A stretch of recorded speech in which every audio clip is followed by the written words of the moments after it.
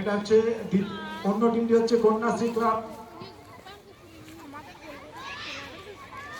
গোল গোল গোল ফুলগড়া বলতে বলতে আরো একটি গোল দিয়ে দিল রাজামেলা কুলগড়া কন্যাশ্রী ক্লাবকে। কুলগড়া কন্যাশ্রী ক্লাব এবং রাজামেলা হরিজন সংঘের মধ্যে খেলা।